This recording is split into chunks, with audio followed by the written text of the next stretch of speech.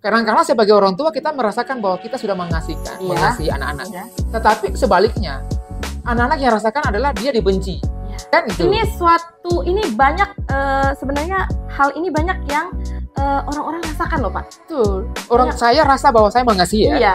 Ya kan? Tapi anak-anak nggak merasakan. Dia nggak, malah sebaliknya kan. Kayaknya saya dibenci kayaknya, orang tua. iya, Nah, betul, itu. betul. Betul.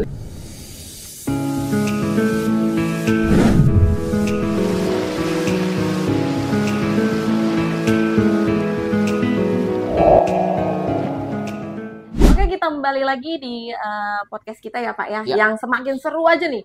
Ini sangat membakar sekali ya. Dan sebelumnya boleh dinikmati dulu Oh Pak. iya, oke ya. Kopinya kita Boleh ya. ya. Mungkin ada yang Ya. mau sponsor, boleh ditaruh nanti Iya, betul. mereknya di sini juga boleh ya. Sambil Terima kasih. sambil minum, sambil like, sambil share gitu kan. Betul sekali. Nah, ini kayaknya saya sama Pak Joseph ini semakin getol banget ya ngebahas ini karena menurut kita ya saya juga sangat menyukai untuk melek juga sadar akan orang tua yang menjadi teladan rohani itu harus benar-benar serius gitu Ya. dalam mendidik anak. Ya, pertanyaan selanjutnya nih Pak, apa peran komunikasi terbuka dalam membangun pemahaman anak-anak tentang nilai-nilai spiritual? Iya, baik, terima kasih Bu Grace. Untuk teman-teman di rumah yang lagi nonton ya, Ya.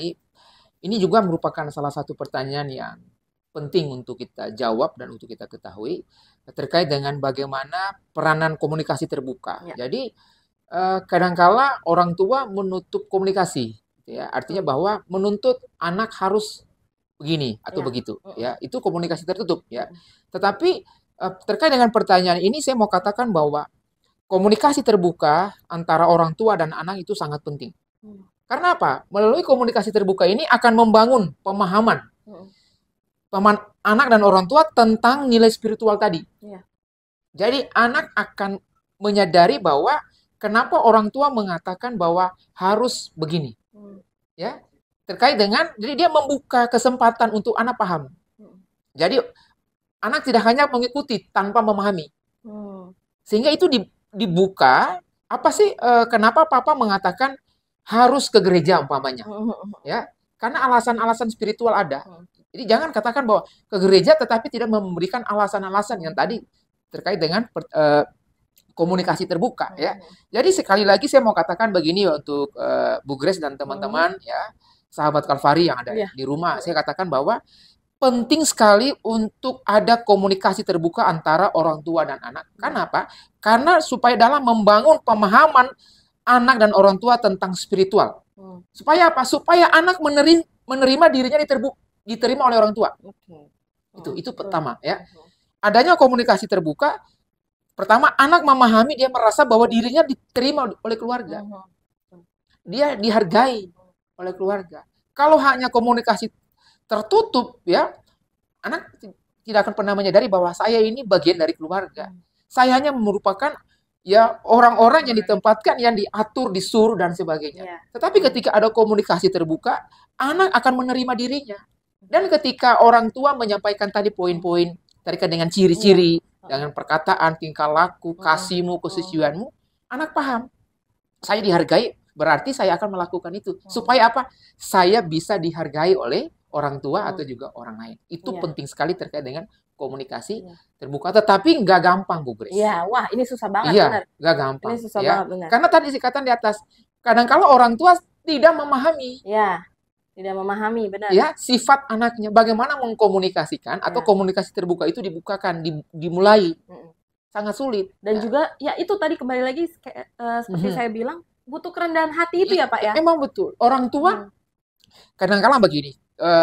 Ya jujur aja Mbak, kadang-kala saya orang tua. Ya betul, benar sekali. Ini saya sering banget denger ini. Saya kan orang tua. Saya orang tua yang atur kamu. Betul. Jadi kamu yang harus dengar saya karena saya orang tua. Betul. Dan ini kayaknya kayak kan? udah jadi anak-anak membuat tidak diterima. Benar, benar. Dalam lintas usia berapapun. Nah, ini harus hati-hati ya Bapak Ibu untuk melontarkan perkataan ini karena sebenarnya ini membuat nyali anak-anak tuh langsung ciut gitu. Betul Bu Grace. Karena betul. saya juga pernah mendengar ini, ya bukan dari orang tua saya ya, tapi pernah dengar dari orang-orang ngomong ini, lalu saya sebagai Ya saya bukan anaknya mereka, tapi saya loh kok jadi rasanya Iya, minder betul, gitu loh betul. Pak, gitu. Betul. Padahal Jadi tidak, takut gitu. padahal gini Bu Grace, apa tanpa saya katakan bahwa saya orang tua, ya udah Iya. jelas kamu orang tua. Iya, Betul kan? betul Anak sekali. sudah tahu, Mm-mm. anak sadar bahwa kamu adalah orang tuaku, kamu adalah mami papiku. Mm-mm. Tanpa katakan demikian. Tetapi ketika kita menutup komunikasi itu, ya anak akan melawan. Iya. Apalagi dalam hubungan guru dengan murid, Betul. lalu Iya. seperti apa praktisi kayak mungkin di ini ya banyak juga di luar sana itu panti-panti asuhan ya yang mengalami ya ketakutan dengan mereka punya apa pembina dan itu betul. juga menjadi apa ya sebagai harusnya kita bercermin diri gitu Betul, sebagai betul, orang yang sudah dipercayakan untuk membina anak-anak ya kan untuk lebih apa mengerti anak-anak Iya, seperti yang tadi betul. sudah dijelaskan oleh Pak Yosep. Oke, Pak Yosep sebelum lebih jauh lagi nih kita mau masuk ke tantangan dan hambatan yang ada. Baik. Saya mau tanya dulu nih, apa sih menurut Bapak sesuatu hal ini Iya. punya semua hal yang ada di dunia ini pasti ada dampak positif dan negatifnya ya Pak ya? Iya. Nah, terkait hal ini orang tua menjadi teladan rohani itu apa sih dampak negatif dan positifnya gitu? Itu. Baik, terima kasih ya Bu Grace. Ya memang kalau berbicara tentang dampak dari orang tua yang bisa dikatakan menjadi teladan rohani itu dampaknya begitu luar biasa. Anak itu akan menjadi teladan-teladan rohani yang berikut. Ya, betul sekali. Ya. Jadi berikutnya orang tua yang berikut atau nanti anak itu menjadi orang tua, dia akan menghasilkan generasi yang berikut. Itu dampak secara berkelanjutan ya. Itu dampak yang biasa. Yang kedua dampak positif dari teladan rohani adalah keluarga itu akan menjadi sesuatu keluarga yang sangat akur. Dalam pengertian bahwa ada saling menghormati. Ya. Orang tua menghormati anak meskipun dia adalah ya satunya anak. Bisa dan apain bisa gitu ya karena orang tua. Tetapi menghormati dia sebagai tadi upah berkat dari Tuhan ya. Bisa menerima dia, bisa mengasihi dia sehingga dampak itu berlanjut terus. Ya itu terkait dengan dampak yang begitu luar biasa dan saya berharap bahwa sebagai orang tua yang ada di rumah pun, ya kita harus lakukan itu. Jadilah teladan supaya memberikan dampak yang besar. Jadi ketika teladan rohani itu diberlakukan, saya yakin bahwa kasus-kasus yang ada dalam rumah tangga itu akan akan menurun. Iya, Terus ya, di sekolah saya pikir bahwa guru akan lebih mudah mengajar. Iya. Ya kan? Tidak ada lagi kasus-kasus berkaitan dengan kekerasan anak, ya. Ada anak-anak membuat ulah A, B, C, D dan sebagainya. Bully, betul, itu sudah. Kan kayaknya lagi rame banget tuh ya Pak kasus-kasus tentang pembulian, tentang kekerasan dan memang sebenarnya itu sebagai contoh yang apa yang dia lihat sebenarnya kan seperti teorinya si Albert Bandura yang tadi saya sebutkan bahwa anak-anak itu bisa sangat menjadi pelaku. Bukan pelaku maksudnya pelaku kriminal ya, tapi maksudnya dia melakukan apa yang dia lihat gitu, apa yang sehari-hari dia lihat, apa yang sehari-hari dia ya konsumsi gitu kan. Oke, ya memang jadi itu memang dampak yang luar biasa ya. Tetapi memang ada apa ya sesuatu yang bisa saya katakan begini, ketika teladan rohani itu terus-menerus dilakukan ya tanpa memelihara dengan baik gitu ya, istilahnya begini. Nanti jatuhnya begini, ada anak itu akan bisa melihat bahwa orang keluarga sana nggak baik, ya. Dia akan istilahnya begini, dia akan menilai bahwa saya lebih baik. Jadi itu memang harus dijaga dengan betul-betul supaya jangan sampai membuat justifikasi kepada orang lain. Itu makanya pentingnya ada komunikasi itu tadi ya Pak. Iya, gitu. Jadi dia lihat keluarga lain, saya punya lebih baik, lebih mantap. Wah, kamu keluarganya nggak bagus. Ya, karena saya teladan. Enggak, jadi harus dikomunikasikan dengan baik. Supaya hidup kamu bisa memberikan contoh kepada orang lain. Kalau kamu menemukan keluarga yang istilahnya kurang sehat ya secara rohani, kamu harus memilih mereka. Jangan membuat justifikasi yang menganggap bahwa saya lebih baik dari mereka. Itu harus dipelihara dengan baik, Bu Grace, terkait dengan dampaknya itu. Sebenarnya itu relate juga ya, karena saya kan anak dari bapak ibu yang pendeta gitu. Jadi secara rohani ya wah gempur-gempuran banget itu Pak. Tapi kadang juga saya mungkin tidak kalau dibilang komunikasi sih lancar, cuma kadang ada hal yang akhirnya muncul. Saya sebagai anak muncul melihat orang lain yang kayaknya kalau ke keluarga siapa gitu kan mungkin kayaknya mereka kok makan gak berdoa. Akhirnya saya berpikir negatif, dan itu memang pasti ada negatifnya ya kalau tidak dikomunikasikan. Betul. Masalahnya kalau kadang-kadang anak juga dengan orang tua komunikasinya kurang lancar ya, jadinya nanti semakin memupuk pikiran-pikiran negatif. Seperti itu. Mungkin ada lagi Pak untuk dampak positif dan negatif? Ya, memang kalau berbicara tentang dampak positif dari teladan rohani itu sangat dampaknya panjang, ya, itu sangat dapat panjang, ya. Jadi kita akan menuai generasi-generasi yang istilahnya akan menjadi berkat bagi banyak orang, ya, kalau teladan, ya. Sehingga Paulus katakan tadi kepada Timotius, ya, jadilah teladan, itu artinya secara kontinu, dampaknya luar biasa, dan engkau akan menjadi teladan bagi orang lain, orang itu akan menjadi teladan bagi orang lain, dan secara terus-menerus. Berarti ya, istilahnya bahwa sudah gampang untuk membina satu bangsa lah istilahnya. Ya. Kalau kembali kepada poin yang awal tadi, orang tua adalah tanggung jawabnya adalah menjadi teladan gitu kan. Jadi di atas orang tua lah itu segala sesuatu akan dibangun. Tetapi kalau tidak itu dibangun, maka gereja, keluarga, bangsa ini akan kacau.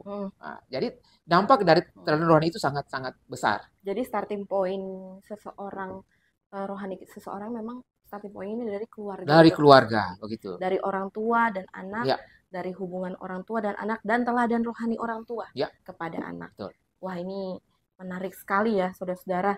Dan ini sangat rugi sekali nih, rugi dong gitu kan kalau dilewatkan. Jadi Bapak Ibu saudara-saudari sekalian harus banget ini nonton dan mantengin sampai akhir ya. Sebelumnya kita lihat yang satu ini dulu.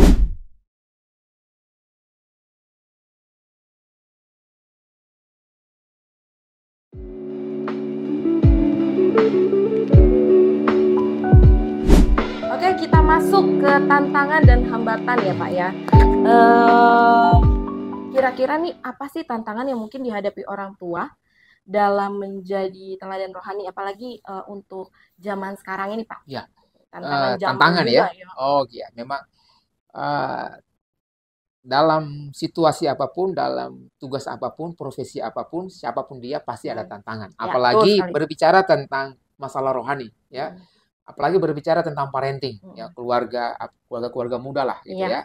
Yang baru memulai satu rumah tangga itu tantangannya begitu luar biasa. Nah, terkait dengan tantangan ya teladan rohani, ada beberapa poin yang saya mau sampaikan. Yang pertama, Bu Grace, adalah kurangnya pengetahuan tentang orang tua tentang hal-hal yang berkaitan dengan teladan itu. Nah, kurangnya pengetahuan orang tua tentang apa? Tentang bahwa perlunya mendidik anak tentang teladan itu. Ya, jadi orang tua nggak tahu begini. Orang tua nggak tahu bahwa anak-anak yang dimiliki itu adalah berdasarkan apa kata Alkitab adalah orang berdosa. Nah, ini. Ya, jadi orang tua nggak tahu. Jadi dia nggak sadar bahwa anak masih dalam kandungan pun ya sudah berdosa. Karena banyak orang juga, meskipun orang Kristen ya, berpikir bahwa anak-anak ini adalah kertas putih. Gitu. Nah, itu. Ini salah.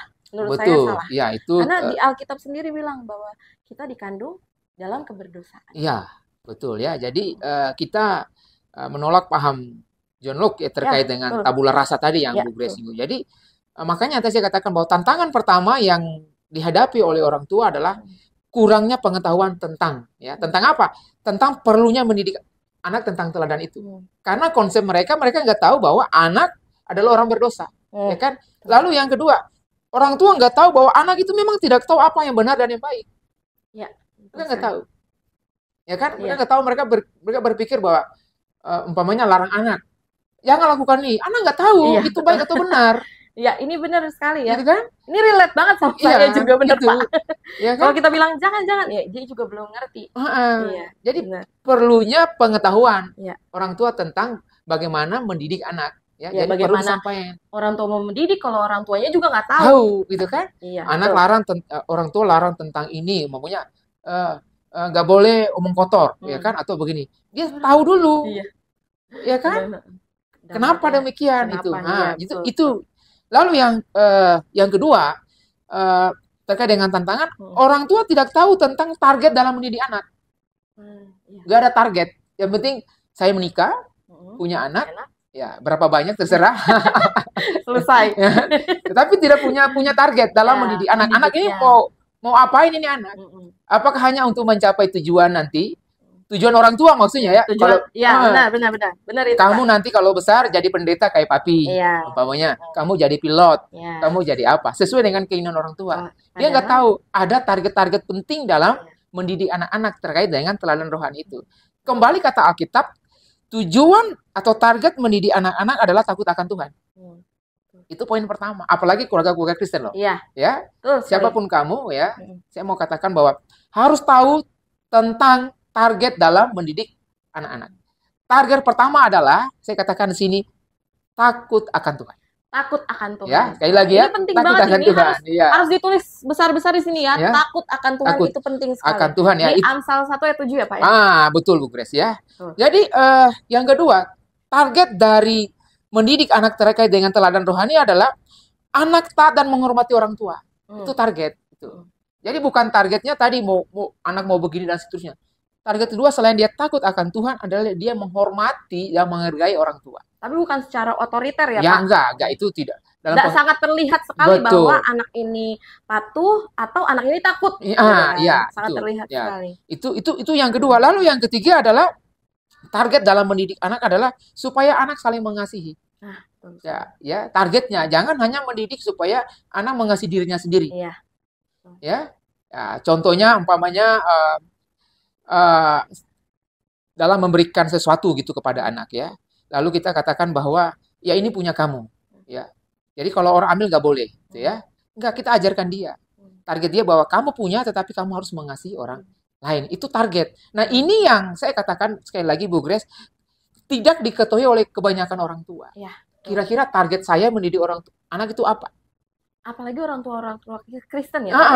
Kadang-kadang orang tua Kristen ya udah yang penting anak saya datang ke sekolah minggu. Ya udah sampai di situ aja. Jadi kadang-kadang orang tua Kristen itu banyak juga teman-teman saya yang saya lihat juga ya udah bawa aja ke gereja gitu. Tapi di rumah ya berdoa juga enggak. Persekutuan juga enggak. Jadi akhirnya tidak terbentuk gitu apa yang sudah ditabur oleh kakak-kakak sekolah minggu di gereja hari Minggu akhirnya nggak bertumbuh gitu. Betul. Jadi yang contoh berikut lagi Bu Grace. Contohnya umpamanya terkait dengan pendidikan. Ya kan?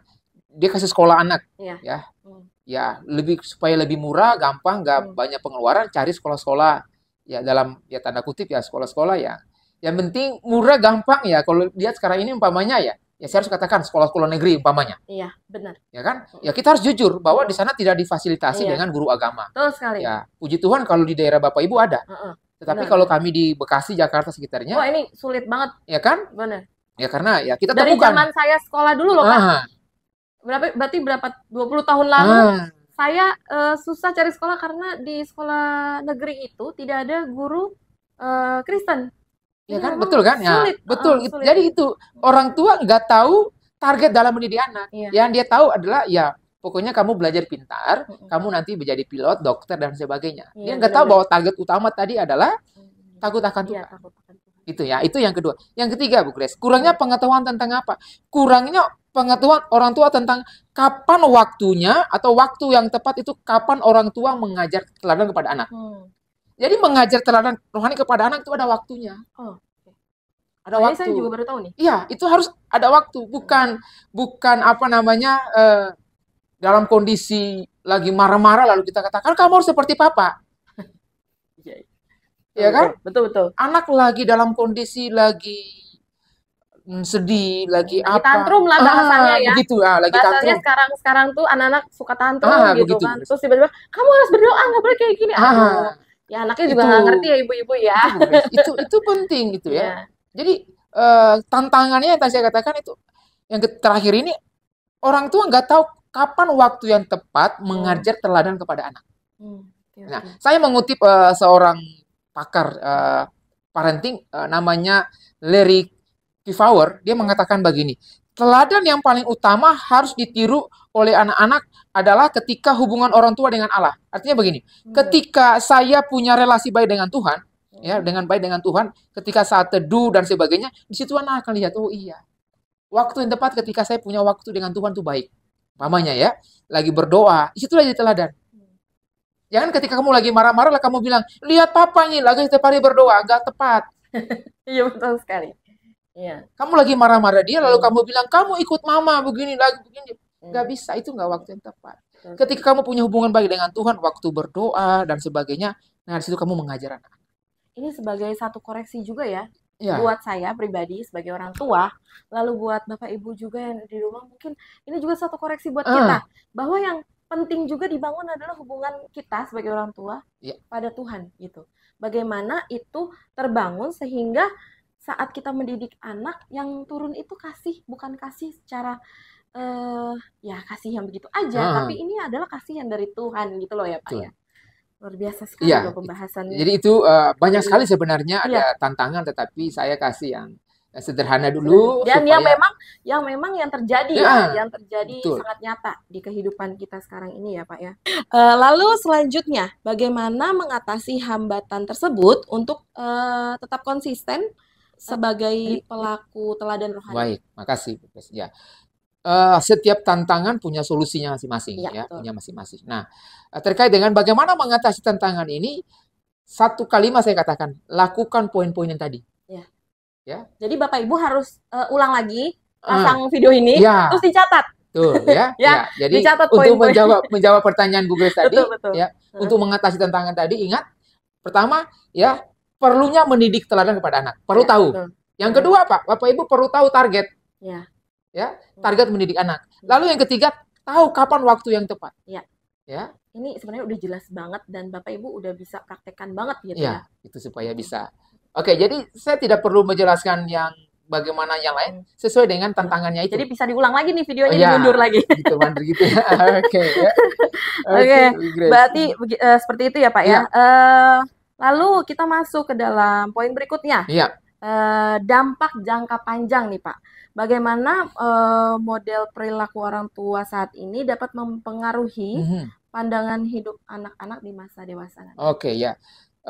Ini manfaat yang luar biasa terkait dengan teladan rohani. Nah, manfaat jangka panjang terkait dengan teladan rohani yang pertama adalah orang tua tidak akan kehilangan anaknya. Ya, itu. Perhatikan, orang tua tidak akan kehilangan anaknya. Ya. Sampai kapanpun itu akan terpatri. Ya, dia akan mengingat. Ketika dia dewasa, dia menjadi orang tua, dia akan ceritakan kepada anak. Betul sekali. Ya. Relate Pak, relate. Ya, dia akan ceritakan. Papa saya, opa kamu tuh rajin berdoa. Betul. Opa kamu tuh begini. Jadi dia tidak akan kehilangan. Jangan sampai ya sebaliknya. Kamu persis seperti opa kamu. Wah, ini bahaya ini. Ya kan? Kamu persis seperti oma kamu. Ini malas berdoa ini nih ya. Sama kayak oma kamu. Wah, ini gitu. Jadi hal Jadi yang kalau yang baik-baik saya, atau kalau yang jelek-jelek mami. Gitu ya. Ini kayaknya sering banget ya orang tua ini kan? Ketawa di rumah nih pasti juga mengalami hal yang sama kan? Jadi yang baik-baik saya anak papa. Kalau yang jelek-jelek anak yang itu lain jadi aja. dampak jangka panjang itu Bu Grace. Jadi saya, Bapak Ibu, teman-teman semua, kita tidak akan kehilangan anak-anak kita. Jadi itu hidup. Yang kedua apa? Anak-anak akan menjadi teladan bagi orang lain. Ya, itu dampak. Dia akan menjadi teladan. Dia akan mengajar. Yang otomatis menjadi berkat juga. Betul, itu dia akan sampaikan. Dimanapun dia berada, dia akan sampaikan teladan kepada orang lain. Yang kedua apa? Yang ketiga, Bu Grace, yang ketiga adalah generasi yang berikutnya akan lebih baik. Ya, sekarang ini orang tua sedang bergumul menghadapi satu situasi di mana anak-anak sedang dididik oleh Google. Ya, saya harus jujur mengatakan begitu, ya kan? Sedang dididik oleh media sosial. Ya betul. Ya kan? Ya, yang sedang lagi digaungkan adalah AI gitu kan. Nah, ketika teladan rohani itu betul-betul dilakukan, orang tua betul-betul mempraktekkan lewat ciri-cirinya, dengan komunikasi terbukanya, mampu mengatasi tantangan yang tadi ya.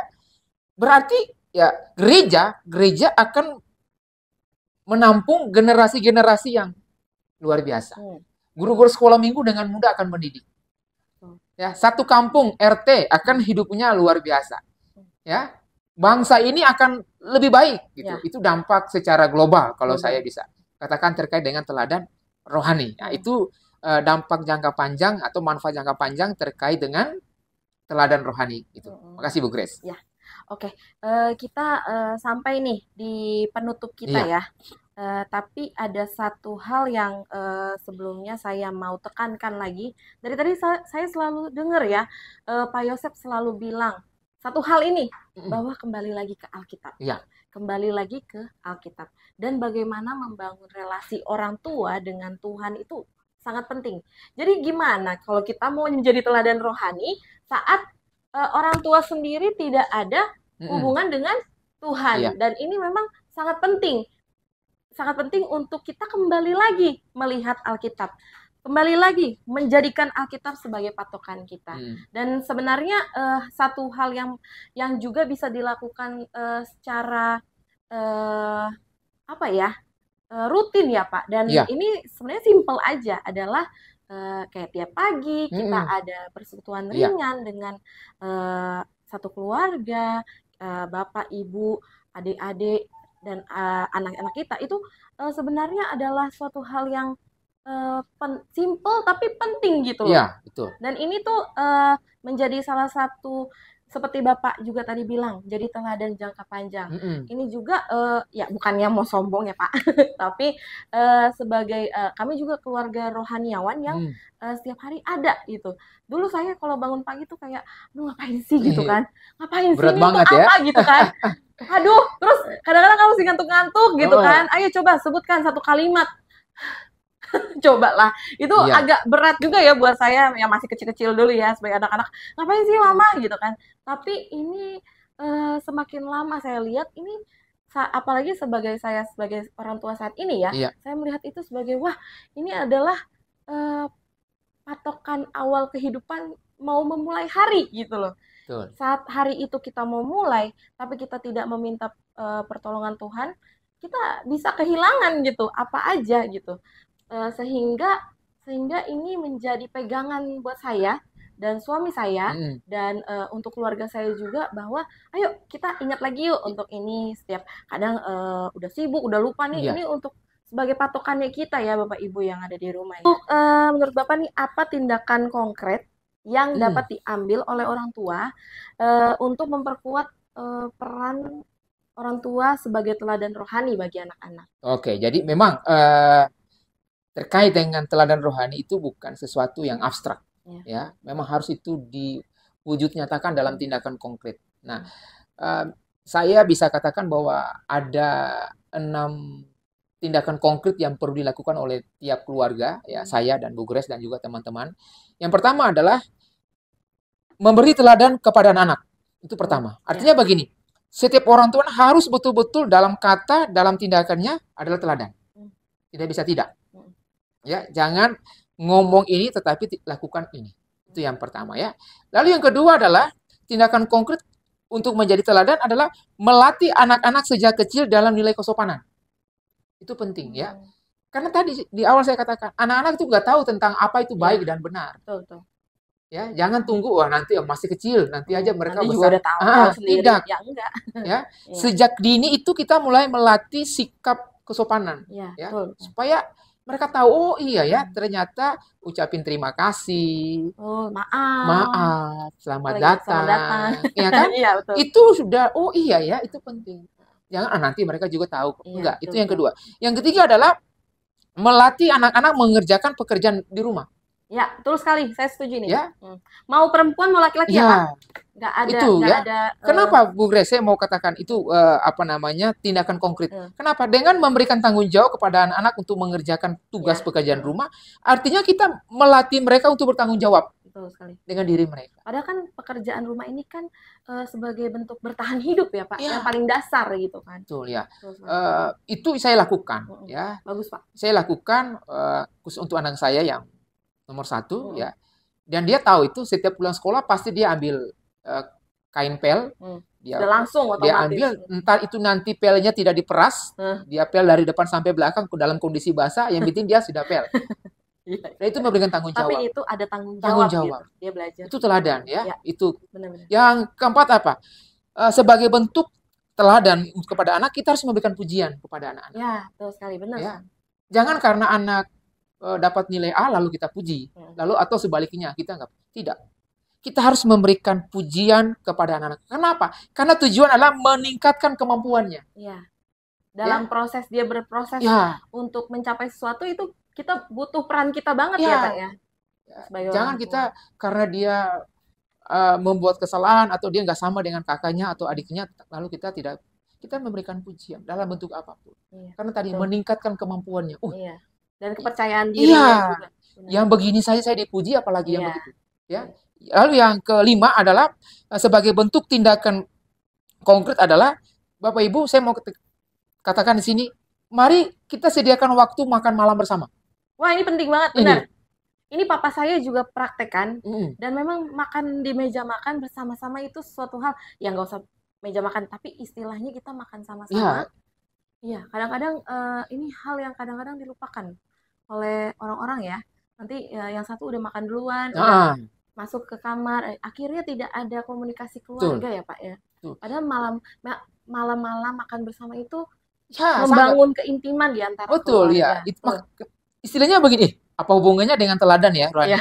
Tetapi saya coba angkat karena begini, saya mengutip hasil survei dari Universitas di Illinois Urbana mengatakan begini, bahwa makan bersama dengan anggota keluarga itu bisa secara persentase itu 24% lebih banyak mengkonsumsi makanan sehat.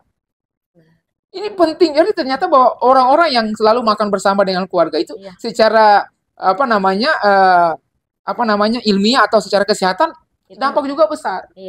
Jadi harus diperhatikan. Jadi sesibuk apapun sederhana, mari kita ketika waktu malam itu mungkin pagi nggak sempat atau karena berangkat terlalu pagi, papanya berangkat mungkin kantor jauh dan sebagainya. Tapi ketika malam hari itu, mari sediakan waktu. Itu memberikan teladan. Betul sekali. Karena 24 jam itu, ada waktu harusnya ya.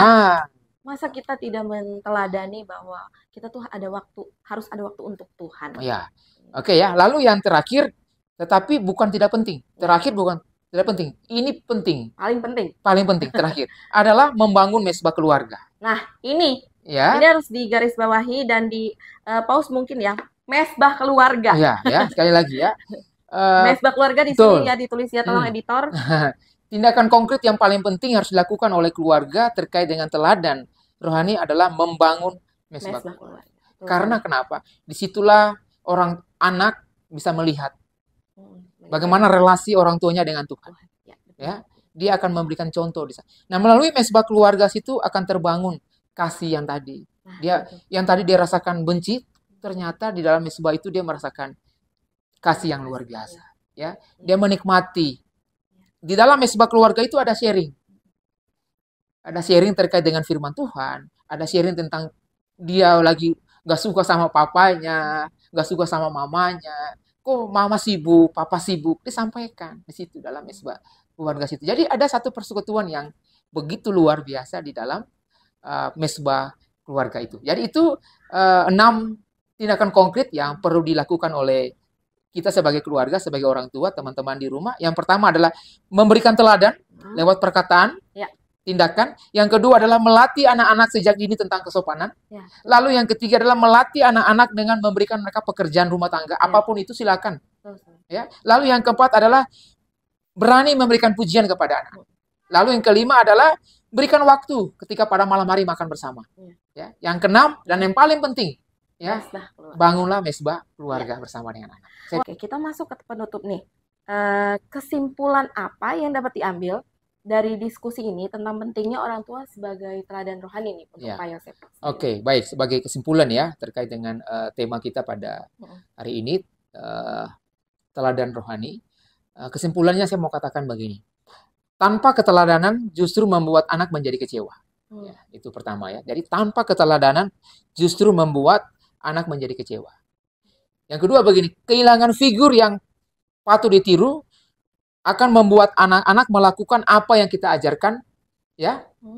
Perhatikan ya begini. Yang kedua, kehilangan figur yang patut ditiru atau akan membuat anak-anak melakukan apa yang kita ajarkan bukan yang kita lakukan. Jadi mereka melihat apa yang kita ajarkan, bukan yang kita lakukan. Itu Hmm. tanpa keteladanan. Jadi Hmm. mereka melihat apa yang kita ajarkan. Jadi kalau kita lakukan, mereka tidak Hmm. lakukan. Hmm. Itu kesimpulan. Iya, Jadi iya, iya. saya mengutip di dalam Titus 2 ayat 7 katakan, dan jadilah dirimu sendiri suatu teladan dalam berbuat baik. Hmm. Hendaklah engkau jujur dalam pengajaran. Hmm. Jadi mari Bapak Ibu teman-teman sekalian, orang tua, pemerhati anak, Hmm. siapapun itu, mari kita menjadi teladan ya, supaya baik di dalam pengajaran kita, Hmm. baik dalam tingkah laku kita, anak-anak mampu melakukan. Ya. Jangan mereka hanya lihat apa yang kita ajarkan, Hmm. tapi mereka Tapi tidak tidak bisa melakukan. Iya, tadi kehilangan figur. Rugi dong. Nah, gitu ya. Iya, Iya, jadi sia-sia juga kita ya. betul. Mau ngajar capek-capek tapi anak-anak kita nggak Tidak mengikuti, melakukan. tidak Jadi, melakukan. iya, jadi tanpa keteladanan justru membuat anak-anak menjadi Iya, kecewa. betul. Bapak Ibu, saudara-saudara mau sampaikan apapun, Mental. ya mereka tidak lakukan. Iya, Ya, betul jadi sekali. itu kesimpulan terkait dengan Mm-mm. tema kita pada hari Lalu, ini. Saya pikir demikian. Ini luar biasa sekali ya. Sebenarnya ini pembahasannya bisa sebenarnya masih lebih panjang Iya. lagi ya Pak. Lebih detail lagi. Apalagi ini juga kita ada menyinggung tentang parenting. Iya. Ya. Dan ini sebenarnya sangat bersangkut paut ya Pak ya. Iya. Tentang parenting, tentang bagaimana membawa anak pada Tuhan dan lain-lain. Dan mungkin nanti di podcast selanjutnya akan kita bahas. Dan untuk saat ini yang pasti kata kunci yang menurut saya paling penting adalah bagaimana orang tua yang takut akan Tuhan dan mau menjadi pribadi yang rendah hati untuk mendidik anaknya membawa kepada Tuhan. Ya. Betul ya Pak ya?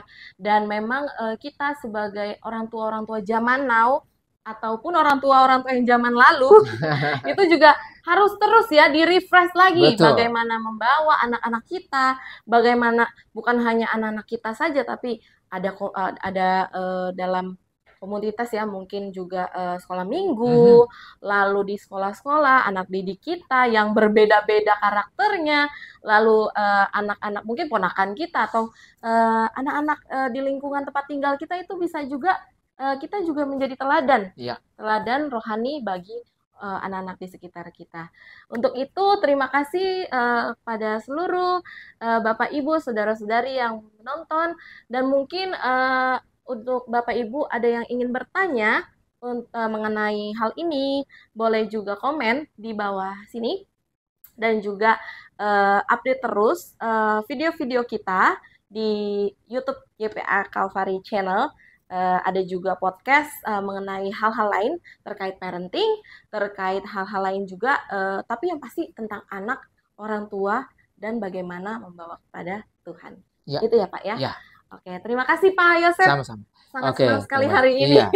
Oke ya. Oh iya, jangan lupa juga nih ya untuk subscribe channel kita, lalu di like dan di share terus, dan terus bisa juga update ya video-video kita sebelumnya dan untuk video kita selanjutnya. Lalu tiap bulan juga YPA Calvary ada buletin yang bisa dilihat untuk Bapak Ibu dan saudara-saudari mengetahui program pelayanan kita di YPA Calvary. Terima kasih Bapak Ibu sekalian, Tuhan Yesus memberkati.